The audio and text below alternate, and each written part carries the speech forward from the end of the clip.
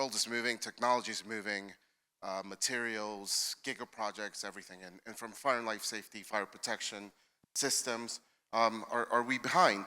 And in the panel today, we have Ed Barnes, who just had a chat about Reacton, and Sajid Raza, please, come on up. Mr. Syed, please. And James Maher. And the beauty is of the panel is a expert from all walks of fire safety. And the first question, just to get into it, and I'll let Ed take a little drink of water, because here we go. No, and the first question is about challenges, right? So if technology is moving, if the built environment, vehicles, whatever it is, if that's moving, and are we playing catch up? There's a great technology by Reacton right now, and it works. What is the challenge now? What's your biggest challenge moving forward in keeping up with technology in vehicles? I don't know if I'm on. I'm on? Yeah, good. So in terms of emerging technology in vehicles, again, is very much based in regions around the world. As you can imagine, certain vehicles have much higher, certain countries have a much higher robustness when they want to look at alternative fuels. I suppose the loaded question often about vehicles is electric. And actually more, there's plenty of images, and I'm sure on social media everyone's seen the catastrophic, electric bus fires and all the rest of it. So the two major alternative technologies that are coming through is obviously hydrogen and electric vehicles. Hydrogen vehicles, and depending on how they're configured, will depend on the protection system that you can use, but is actually very similar to the way that we would protect a combustion vehicle. Yeah. Again, agent suitability, because you're dealing potentially with a gas, and detection is pretty straightforward. The one that's not straightforward, as I'm sure everyone in the room knows, is batteries. And the reason it's not straightforward is because, unlike a vehicle where you have access to the raw components of it, i.e. you lift up an engine cover and you see an engine, the issue with batteries, and we've done and we are conducting and involved with a number of OEMs to create custom battery protection systems. In terms of keeping pace with battery technology, what I think you're going to see with battery vehicles is you're going to see a huge progression in the next 5 years of the actual safety of the battery itself. Fitting a retrospective protection system to every bus that contains a battery is an enormous technical challenge. And part of that reason is because battery packs are relatively small in their size, or very big in their size, but they're also located in various compartments, different locations, etc. So it's a very difficult topic, the electric one. For me, what the industry needs to do is engineer safer batteries, and also at very early battery design stage is consider not only passive but active fire protection systems that are from the battery manufacturer working in conjunction with a fire specialist like us, and that's the way we will. Are you doing some research on battery protection? I've heard and read and done and been involved a lot with what the team are doing. One of the real technical experts on it is a guy called Edward Shivers. Another Ed. There's actually an Ed and Ted, just to make it confusing. So Ed's been involved in a huge number of research and development products, not only with actual agents that are suitable for dealing with lithium batteries, but also OEMs that are looking at how to inject, control, monitor. One of the best developments we've done is work with a number of OEMs on actually pre-predicting battery failure. So fitting detection to detect thermal runaway. Actually, most battery management systems get far earlier warning that this is going to be a problem than an aftermarket system fitted externally, because you've got to remember most of these battery packs are sealed. So, yeah, it's a complex topic. It's happening. Moving a little bit, because I just wanted to, I know there are a lot of questions for you, and I suspect that this is where it was going, but moving away from vehicles and looking at what we mostly do here from the familiar faces is a built environment. right? And forget about if it's a big project, small project, but we ultimately have to build these buildings. Maybe Syed, you can. What are the challenges that you're facing in the built environment with respect to materials and us as an industry catching up with the protection of these materials, either passive or active? Yeah, right. So you got the right word, the materials. So when we talk about passive fire protection, we are talking about the structure that should not lose its integrity, right? So if you have newer materials, we don't know how it will perform. Secondly, when we talk about passive fire protection, we are also talking about containment. If the fire happens, we want the fire to stay within a small container and it should not spread. So the challenges that we face is there is newer materials. So I'm not saying necessarily that they are bad, but we have lack of evidence. We don't have a lot of testing. So we do continuous testing to make sure those materials perform as expected. For an example, we can look at the pre-insulated duct, which complies to, say, UL 181 standard, which talks about reaction to fire, right? It does not necessarily talk about resistance to fire, where the fire should not go from one side of the wall to the other side of the wall, for example. So we have seen a lot of requests where we want to provide a solution to fire stop that particular penetration, which is not really possible. Sometimes it is not possible. Sometimes newer technologies are better in terms of fire protection. But most of the times we have to have evidence to prove that they will work if there is a fire incident.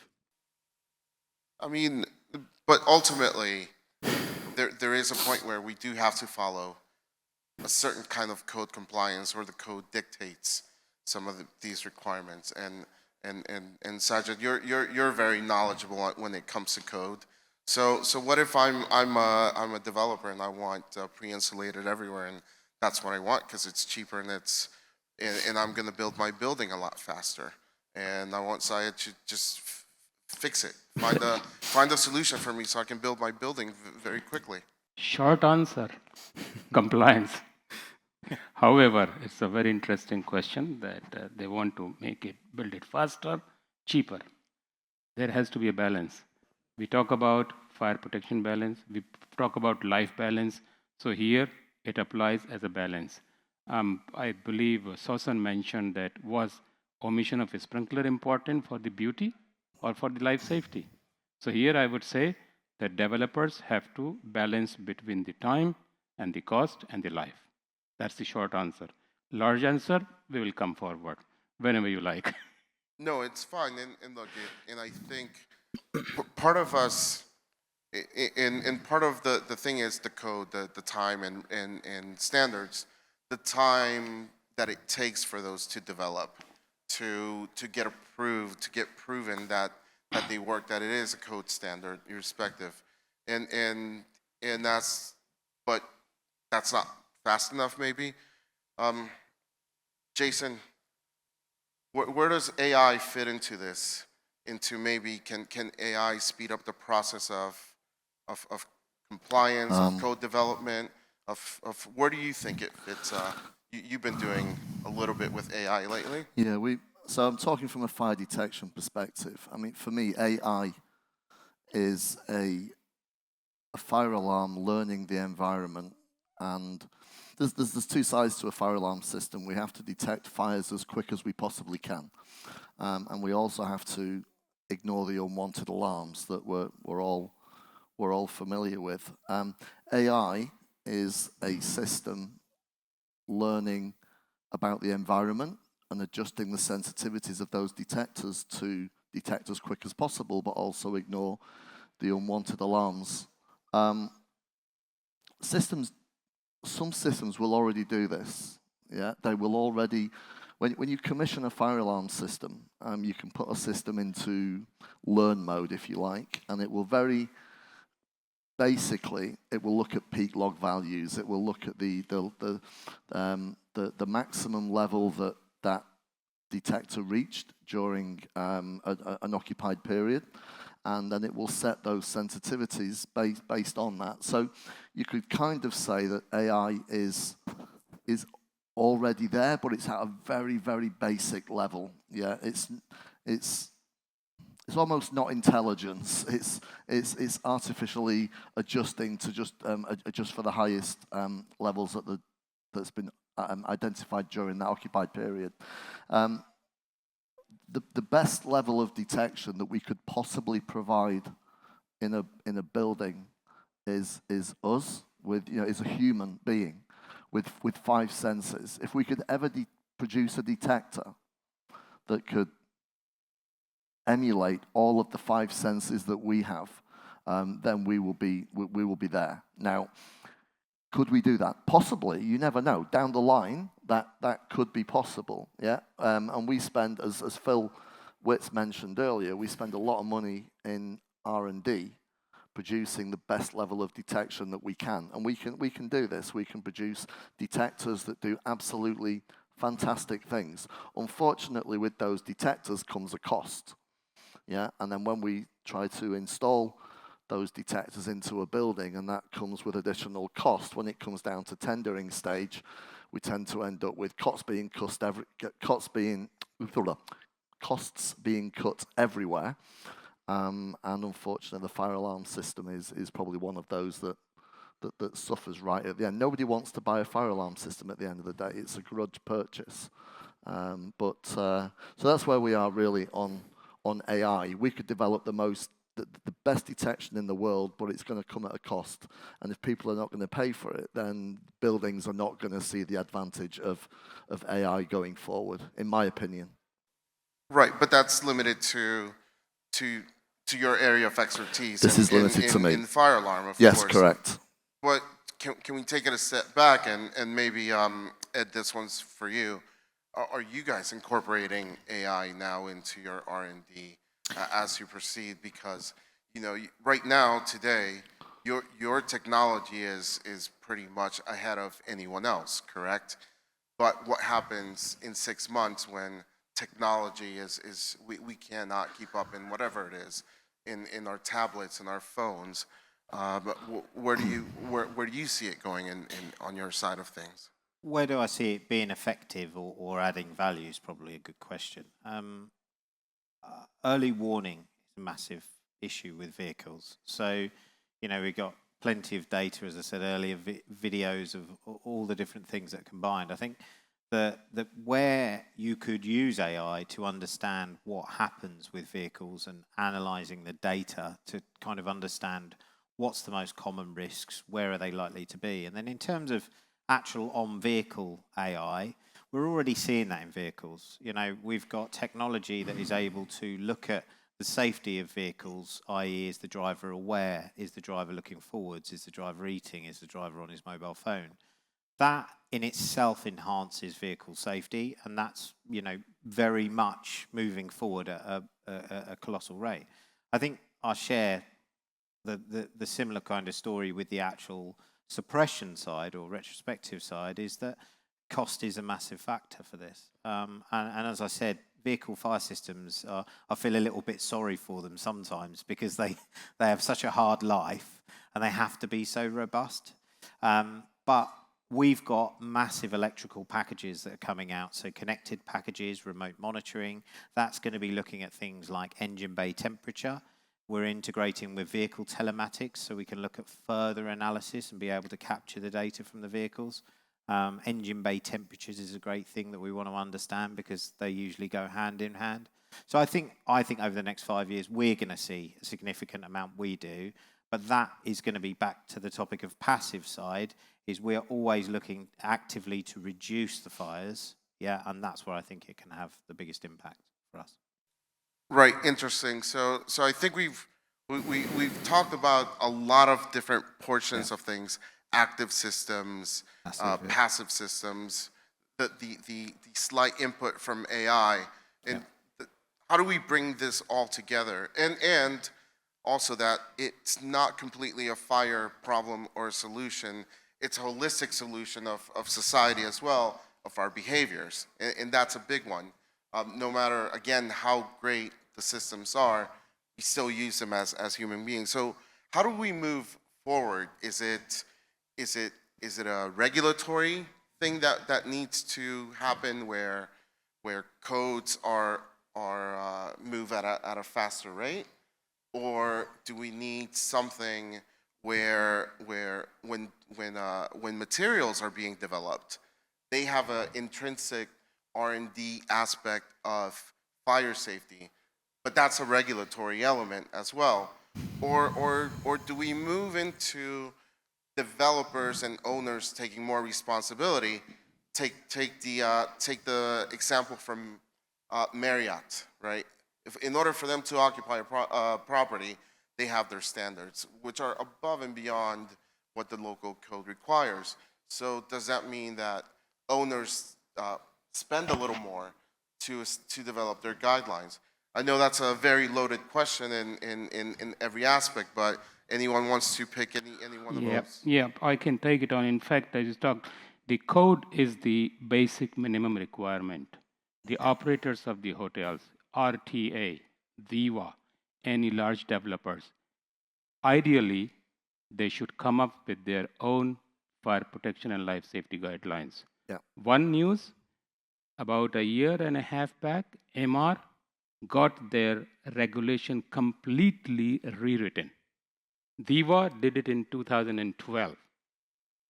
Marriott already has a wonderful thing. RTA has really much above everyone. RTA guidelines for fire and life safety.